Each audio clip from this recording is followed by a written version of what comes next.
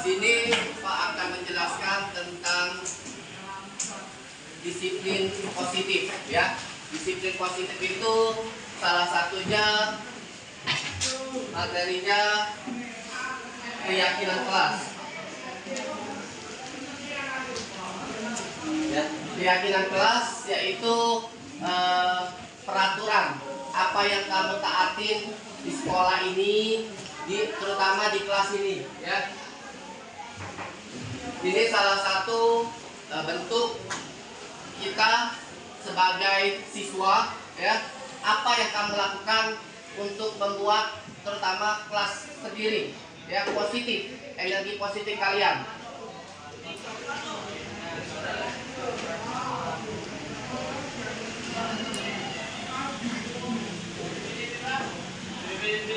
Di kelas kami melakukan yang terbaik dan belajar bersama serta saling mendukung. Maksudnya jangan saling membuli, ya.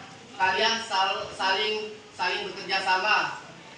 Bukan negatif, maksudnya contoh, bukan, ya. Maksudnya dalam hal gotong royong, toleransi dan sebagainya. Keyakinan kelas adalah aspek penting dalam dunia pendidikan yang seringkali dapat mempengaruhi prestasi dan perkembangan siswa. Keyakinan ini mencakup pandangan, sikap, dan keyakinan yang dimiliki siswa terhadap kemampuan mereka dalam belajar dan mencapai tujuan akademik. Jadi keyakinan kelas ini maksudnya apa yang berbuat positif yang kamu lakukan bukan hanya tujuan akademik melainkan non akademik. Tidak serta-merta kalian harus pintar pengetahuan matematika, informatika, seni budaya dan seluruh mata pelajaran. Jadi kalian juga bisa Pak? Kalian tahu? Selain akademik, non akademik contohnya ikut ekskul, organisasi, ya. Contoh perlombaan-perlombaan yang diadakan di intern sekolah maupun di luar sekolah. Yang akan kamu pelajari, satu, yaitu keyakinan kelas. Pembentukan keyakinan kelas. Keyakinan kelas bukanlah sesuatu yang muncul secara tiba-tiba. Mereka berkembang seiring waktu melalui pengalaman siswa di lingkungan pendidikan. Contohnya beberapa faktor yaitu pengalaman belajar. Bukan hanya di SMA, dari dulu kamu SD, SMP, pengalaman belajar kamu, ya. Selain itu dukungan guru. Guru di sini maksudnya jangan berat sebelah, ya. Saling merangkul semuanya, yang pintar, yang bodoh dan sebagainya, ya. Interaksi dengan teman, pengalaman keluarga. Interaksi dengan teman yaitu jangan kamu grup yang bodoh-bodoh, yang pintar-pintar, ya. Tidak boleh yang kayak itu. Jadi satu keluarga sekolah ini, kelas ini terutama saling merangkul, ya. Terus pentingnya keyakinan kelas. Keyakinan kelas memiliki dampak yang signifikan pada perkembangan akademik dan psikologis siswa. Contohnya motivasi dan kinerja, ketahanan emosional, pilihan karir, kesejahteraan psikologis. Salah satunya motivasi dan kinerja, ya. Guru, contohnya Pak, ya, ngasih kamu semangat, ayo nak, jangan males-malesan sekolah, ya. Karena salah satunya untuk menunjang kenaikan kelas kamu. Kalau kamu ada naik itu masuk sekolah, pastinya tidak naik kelas, ya. Paham? Meningkatkan keyakinan kelas. Upaya yang perlu dilakukan oleh pendidik, orang tua, dan siswa sendiri. Salah satunya memberikan umpan balik positif. Jadi setelah Pak memberikan materi ini, kamu umpan balik. Apa yang kamu dapat pelajari keyakinan kelas ini? Ya. Mendorong pemecahan masalah, mengatasi perbandingan negatif, mengembangkan keterampilan belajar. Kesimpulan dari materi ini yaitu komponen penting dalam kesuksesan pendidikan siswa Mendorong dan memperkuat keyakinan ini adalah tanggung jawab bersama pendidik, orang tua, dan siswa sendiri. Jadi bukan kamu dewek, bukan Pak dewek, atau orang tua dewek. Jadi kolaborasi. Pak tidak ngajak kasih kamu masukan dari karena kamu kaget. Walaupun Pak ngasih masukan, kamu mental. Cuma ngomong belaka. Begitu juga orang tua ngasih masukan kamu. Orang tua kamu bejat, kamu peduli ke? Apalagi yang lain. Ya. Jadi kalau kamu sudah masuk ke sekolah, terutama kelas kamu, apa yang aku perbuat dan aku lakukan dari masuk sampai balik setiap hari, setiap belajar, ya. Aku cuma nak ngibah baik, aku cuma nak makan minum baik. Harus ada kamu apa namanya logika kamu ya jalan. Apa nak lakukan setiap hari ini, ya. Apa nak nyontek baik, ya. Tapi jelas keyakinan kamu dalam masuk dari pagi sampai kamu nak balik kaget positif ya, berdampak positif, jangan negatif. Demikianlah presentasi dari Pak. Nah, Pak cuma mau minta buat kamu keyakinan kelas kamu. Contoh ya, keyakinan kelas. Saya masuk sekolah ini tidak akan ribut. Nah, saya harus masuk kelas setiap hari. Apa yang kamu lakukan? Keyakinan kelas kamu untuk membuat ruang lingkup kelas kamu ini menjadi kondusif, bisa dipakai bersama-sama. Keyakinan ibarat peraturan yang aku jalani dalam kelas ini, ya, paham? Nah, kalian tulis di sini, ya. Sudah itu kamu tempel di sini, ya. Oke? Saya di sini dan di sini. Kalau ini salah tempel. Bagi.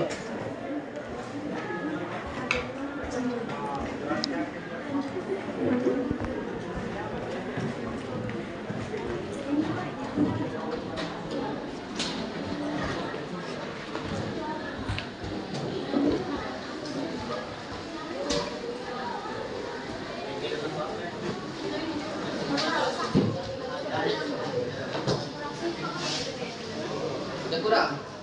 Siapa yang tidak ada kebagian? Tulislah. 3 menit saya Pak minta waktunya. Tulis itu. Sudah aku kamu tempel di situ ya. Langsung tulis. Keyakinan saya, keyakinan kelas saya, ya. Tulis di sini. Saya tidak akan ribut. Saya ingin ranking 1. Tulis nama. Boleh. Boleh. Tulis nama boleh. Siapa yang kurang?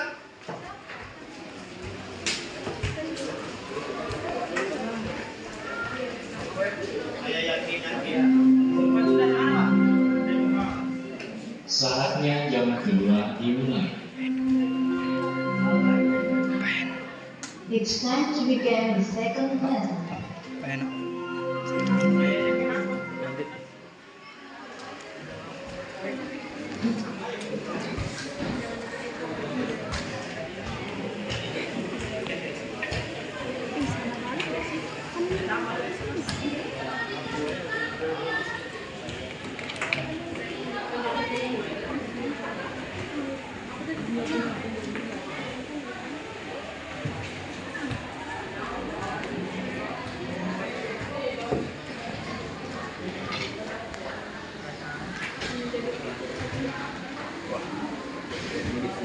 Silakan yang sudah tempel di sini.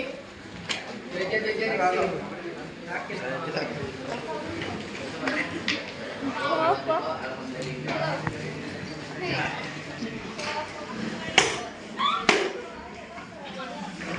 Nah, ya di situ ya.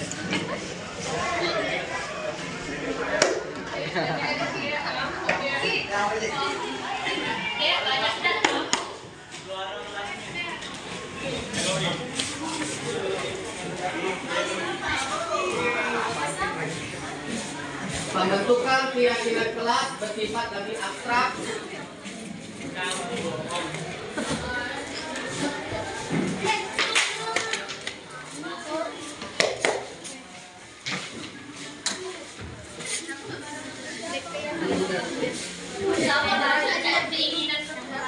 Mungkin berjalan dari Yusman.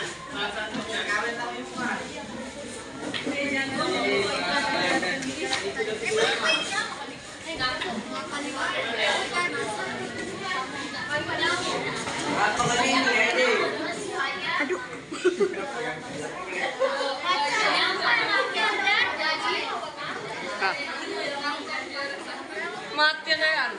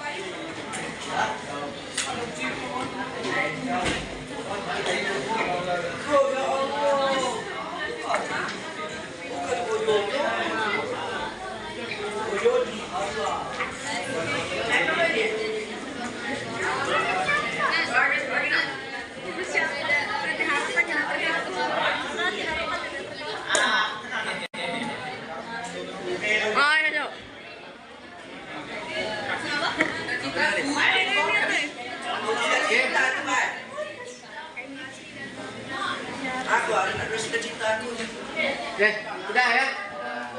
Di sini yang kalian buat, bacakan sedikit ya. 1.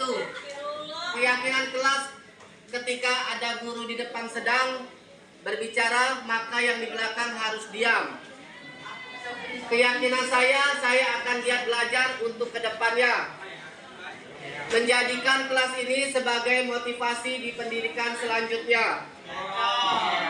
Saya tidak akan melanggar peraturan sekolah lagi dan akan mematuhinya, dan saya akan semangat ke depannya demi orang tua saya dan saya sendiri.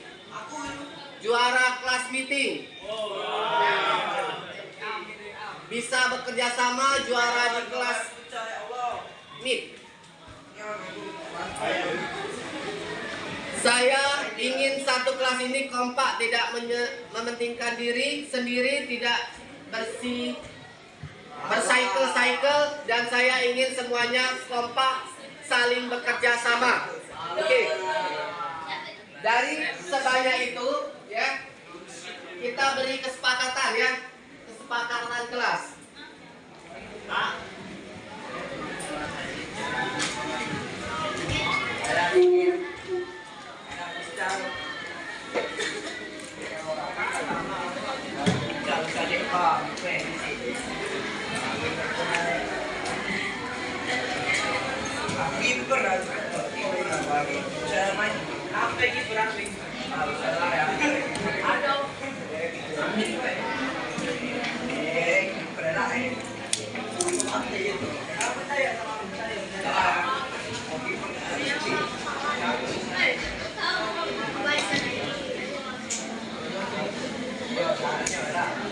Oke. Siapa ketua kelas di sini? Sini, oke.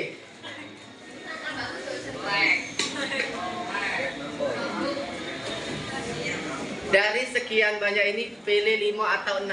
Kamu tempel ke sini.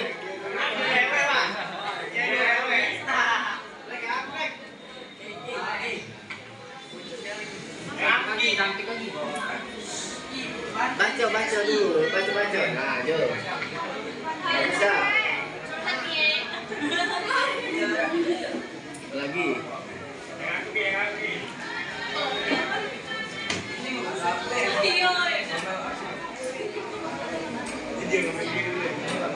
Nah, ya.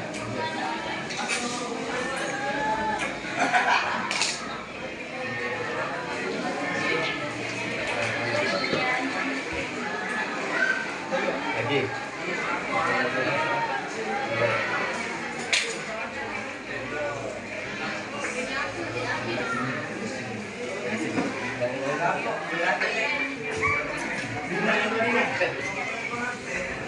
Agak sini.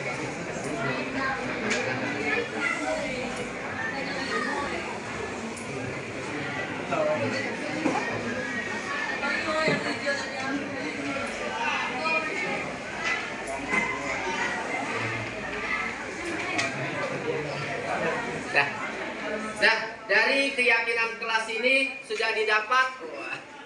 Yes, kalau baca tuh. Juara Klasmit tahun ini. Keyakinan saya adalah setiap datang sekolah harus tepat waktu. Tepat waktu. Dan sesampainya di kelas menyapa teman saya dan diam saat pelajaran sedang berlangsung. Juga tidak ada ejek-ejekan terhadap sesama teman. Nazila, Salwa, saya yakin akan menjadi murid yang teladan dan selalu masuk sekolah kecuali saat sakit. Keyakinan kelas saya ialah saya ingin satu kelas ini kompak, tidak mementingkan diri sendiri, tidak bersirkel-sirkel, dan saya ingin semuanya kompak saling kerjasama. Keyakinan kelas saya yaitu saya akan belajar bersungguh-sungguh untuk mencapai tujuan saya. Saya akan menaati peraturan dan tidak menyia-nyiakan waktu yang ada. Keyakinan saya menjadi kelas ini sebagai motivasi di pendidikan selanjutnya. Tia, Dina, semoga saya yakin menjadi siswa yang bisa taat peraturan dan apa yang diinginkan terwujud.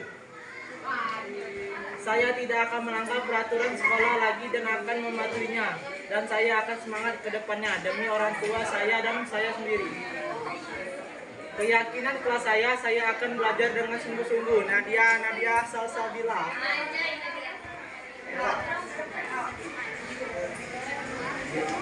Sudah? Oke. Nah, sudah ya. Ini yang dibuat ketua kelas kita ya. Nah, jadi kamu kurang lebih harus patuhi. Terutama kita tidak boleh cycle di sini ya. Circle. Yes. Oke. Ya, tidak boleh circle. Karena kalau kamu tamat di sini lewat dari kelas 10-9 ini 10 kami pasti ada rindu di 10-9 ini. Ya. Oke. Aku tidak tahu kangen sama gue.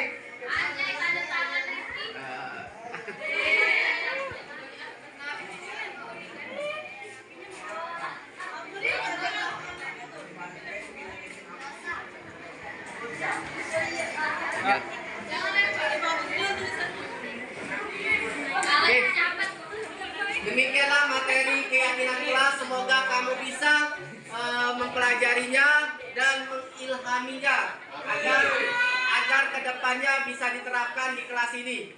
Ya.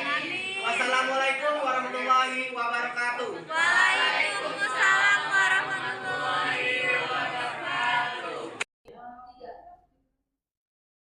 Assalamualaikum warahmatullahi wabarakatuh. Selamat pagi. Tema perkenalkan, nama saya Mutiara Jessica selaku moderator pada presentasi dengan tema budaya positif pada pagi hari ini. Presentasi ini akan disampaikan oleh Bapak Suretno. Kepada Bapak Suretno dipersilahkan.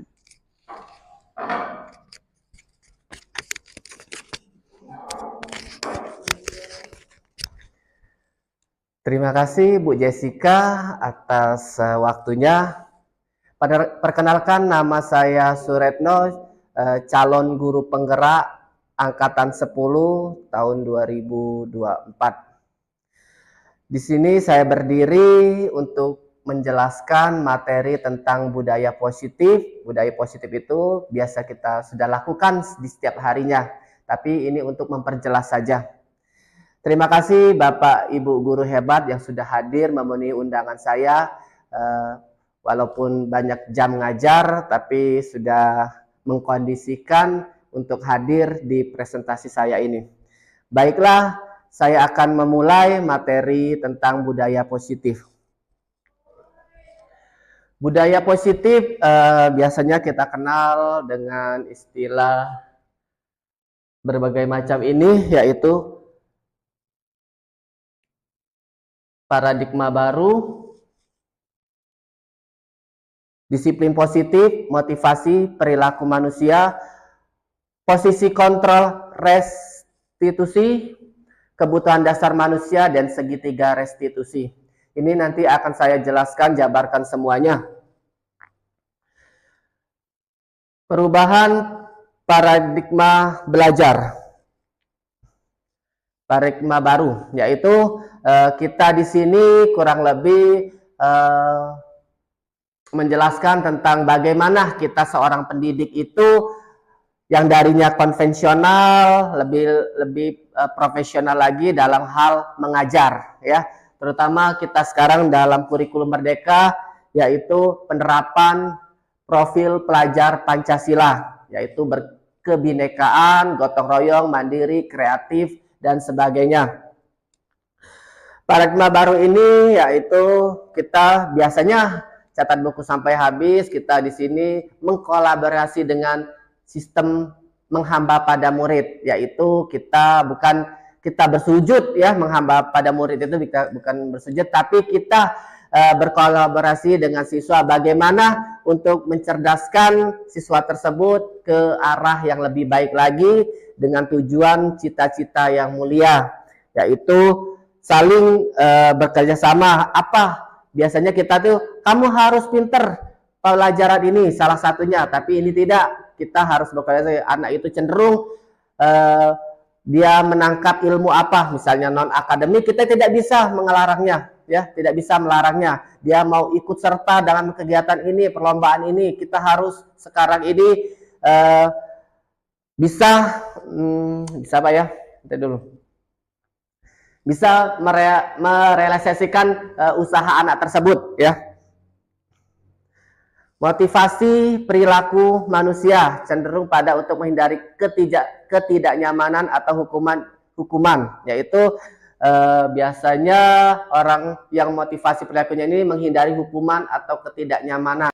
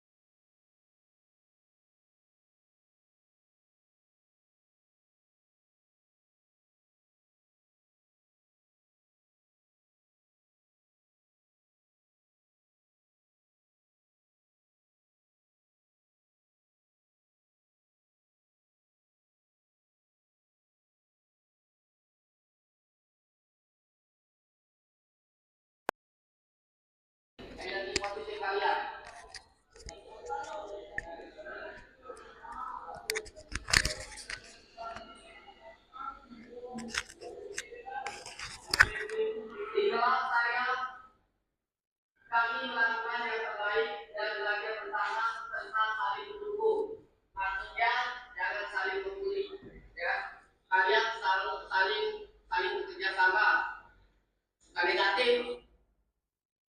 Kita lanjut. Nah, ini saya jelaskan disiplin positif kepada seluruh peserta didik.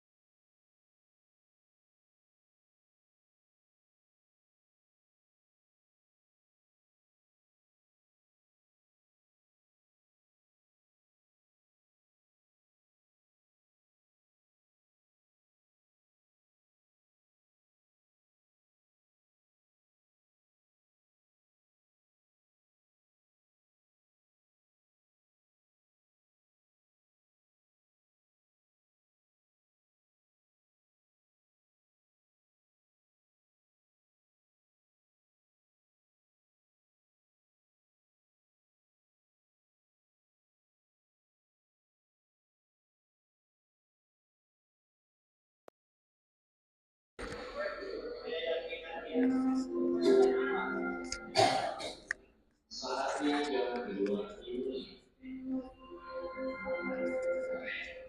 It's going to begin the second lesson.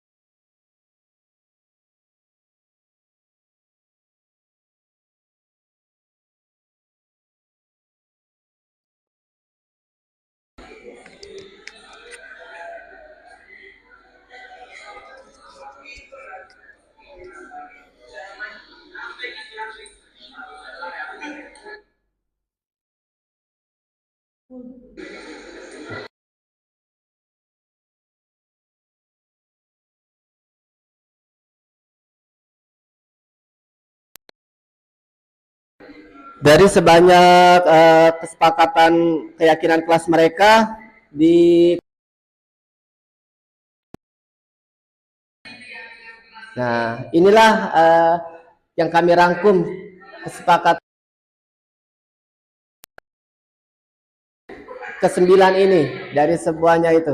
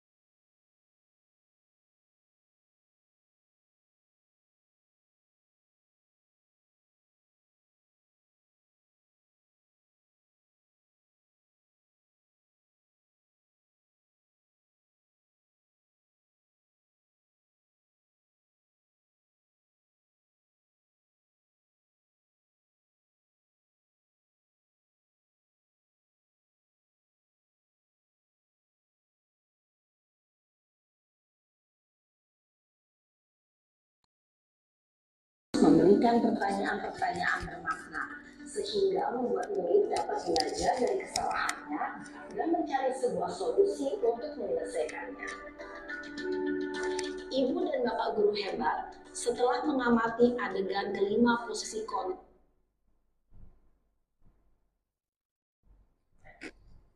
Kita lanjut Bapak Ibu. Sekarang kita masuki kebutuhan dasar manusia. Seluruh tindakan manusia memiliki tujuan tertentu sebetulnya saat itu kita sedang memenuhi satu atau lebih dari satu kebutuhan dasar kita. Contohnya bertahan hidup, rasa diterima, kebebasan, kesenangan, dan penguasaan atau power. Ini salah satu kebutuhan dasar manusia, ya. Bertahan hidup, penguasaan, kebebasan, kesenangan, dan disayang dan diterima masyarakat sekitar.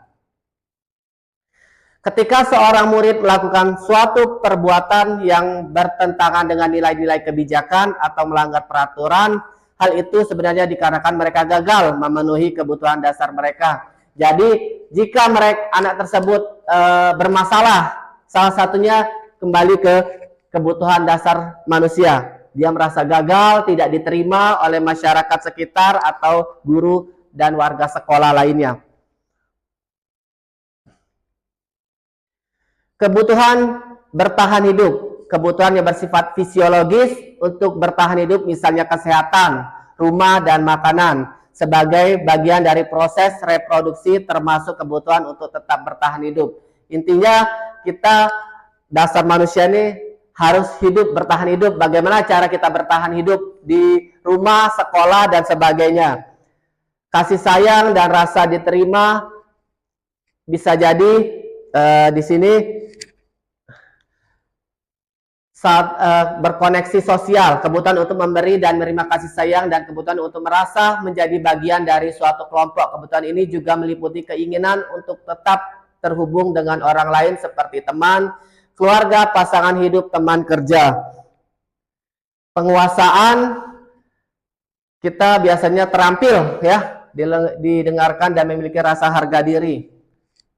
Kebebasan bergerak, suka mencoba-coba, tidak terlalu terpengaruh orang lain dan senang mencoba hal baru dan menarik. Dan terakhir, kesenangan. Ini 5 kebutuhan dasar manusia yang perlu diterapkan, yang kita ada pada diri kita sendiri, yaitu bertahan hidup, kesenangan, kebebasan, bisa diterima oleh masyarakat sekitar, dan terakhir penguasaan. Ini ya, penguasaan. Sedikit lagi. Keyakinan kelas sudah saya jelaskan tadi ini contoh yang saya buat. Contoh yang saya buat. Nah, ini penerapan segitarisasi yang video tadi, 5 posisi kontrol. Ini saya buat pada hari Kamis kemarin waktu jam libur sekolah.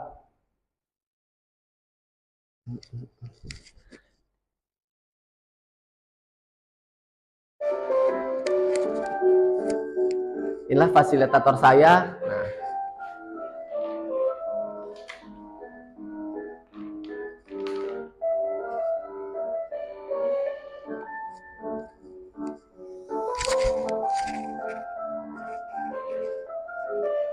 Kasus pertama.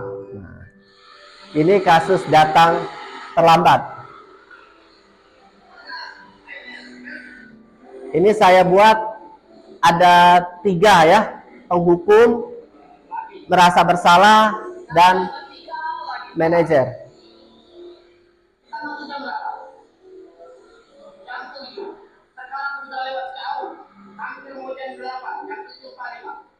Apa alasan kalian hari ini? Angga? Aidin? Terus? Alasan saja kalian. Itu buktinya? Kamu semua motor itu? Pasti kalian berbohong. Sebagai konsekuensinya, kalian dorong motor itu jangan hidupkan sampai lapangan saya buat video ini, mereka sadar akan keterlambatan. Ini contoh penerapan saya 5 posisi kontrol. Salah satunya lagi kasus berkelahi. Supaya mendidik kalian dengan baik. Tapi kalian harus bantuin Pak juga. Untuk masa depan kalian juga. Masih mengulangi sekali lagi. Ini terakhir kali ya. Bagaimana caranya? Biar kalian tidak telat lagi. Kita masuk jam 7. Kalian sekarang 7.45. Bisa nggak? Bagaimana caranya enggak? Hidupkan alarm. Nah, itu salah satu yang bagus itu. Cara kerja kalian. Hidupkan alarm. Bangun jam. Catat semua ini. Nah, ini kasus kedua tentang perkelahian, ya.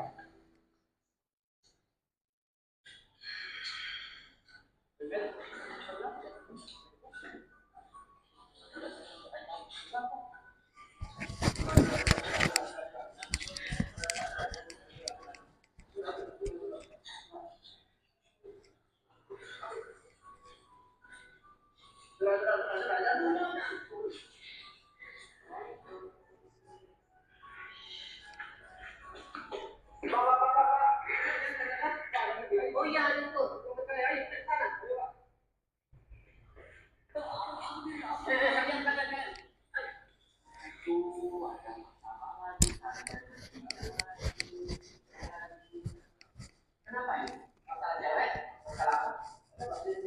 Di sini saya memposisikan posisi kontrol, 1 sebagai teman, kedua sebagai monitor, pemantau.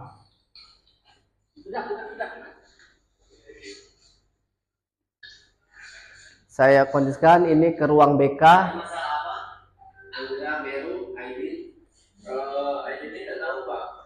Di sini dengan posisi suara lembut, santai. Jadi ini korban kedua ini. Kenapa? Tadi kamu bermasalah dengan dia. Ujung-ujungnya dia yang kena masalahnya, Pak. Siang ini akan dulu Bapak, jadi masalahnya. Terus bagaimana Anda?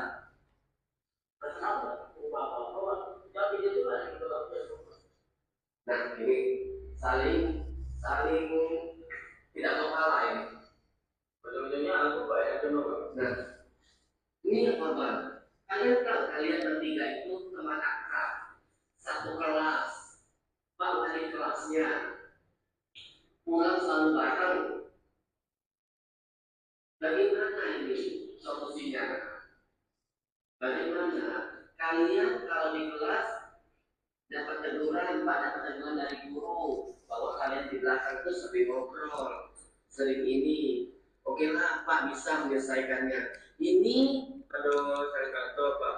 Nah, malah saya berjanji, saya meyakinkan diri sendiri. Coba ngomong. Saya berjanji, saya meyakinkan diri. Nah, oke. Ini saya buat Pak buat surat teguran. Jika kalau masih ada kejadian lagi, kita tidak lanjutin selanjutnya. Paham? Sekarang kalian jaga tangan dulu sama lain terangkum, ya tidak terjadi kedua kalinya dan seterusnya. Ini yang terakhir kali ya. Oke, salaman dulu.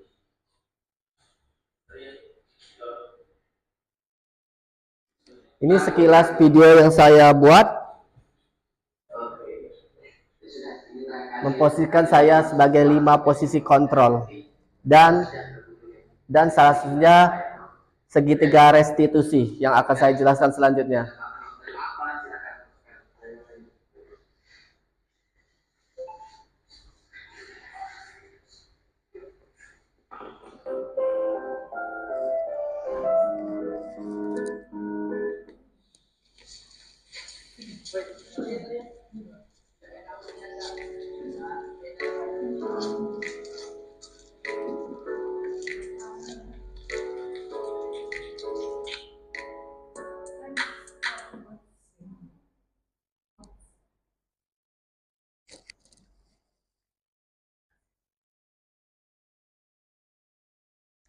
Segitiga restitusi.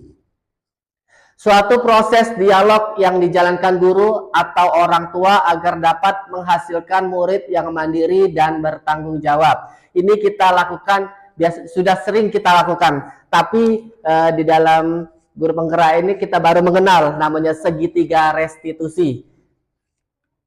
Yang pertama, menstabilkan identitas. Langkah pertama pada bagian dasar segitiga adalah menstabilkan identitas. Jika anak berbuat salah, maka ada kebutuhan dasar mereka yang tidak terpenuhi. Bagaimana bagian dasar segitiga restitusi memiliki tujuan untuk mengubah orang yang gagal karena telah berbuat kesalahan menjadi orang yang sukses. Maksud menstabilkan identitas ini, kita mengetahui dulu apa masalah dia. Kita panggil anak tersebut, interogasi, kenapa kamu berbuat itu? Kenapa terlambat? Nah, kita cari tahu dulu ya. Kenapa misalnya dipanggil kelas, kenapa kamu? Ada masalah apa dengan guru? Kita cari interogasi, itu menstabilkan identitas. Yang kedua, validasi tindakan yang salah. Langkah kedua adalah memvalidasi tindakan yang salah. Konsep langkah ini tindakan anak berbuat kesalahan. Setelah kita tahu apa kesalahan dia, kita kasih tahu konsekuensinya. Begini nak cara ininya, cara berbuat baiknya ya. Dan kita meyakinkan ya. Meyakinkan, ini susah saya bacanya. Intinya setelah ketiga selesai ini restitusi ini, kalian para pendidik biasanya sudah lakukan hal tersebut, yaitu panggil anak tersebut, sudah itu berikan konsekuensi dan tidak mengulangi lagi ya. Kasih surat teguran biar mereka tidak mengulangi hal tersebut.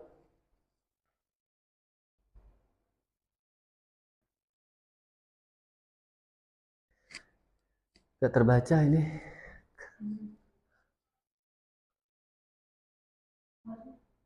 Murid akan diberikan pertanyaan tindakan, mampu mengaitkan keyakinan dengan tindakan yang salah ya. Ini sudah saya jelaskan. Nah, akhir materi ini, dalam penerapan program disiplin positif hendaknya guru memiliki standar kepribadian profesional dan sosial yang baik, di mana guru mampu berefleksi pada posisi kontrolnya. Saat ini bagaimana perjalanan dirinya sebagai seorang among ya, posisi manajer yang menuntun murid-murid menjadi insan yang mandiri, merdeka, dan bertanggung jawab. Jadi materi habis terakhirnya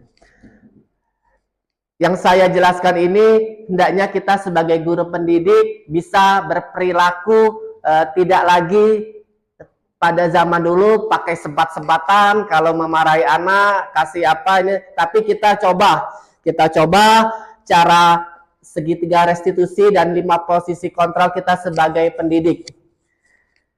Semoga penjelasan saya ini bisa diterima oleh Bapak Ibu guru hebat. Terima kasih atas waktunya, terima kasih untuk jamnya yang telah sedikit meluangkan waktunya, jam pelajaran Bapak Ibu hebat. Wassalamualaikum warahmatullahi wabarakatuh.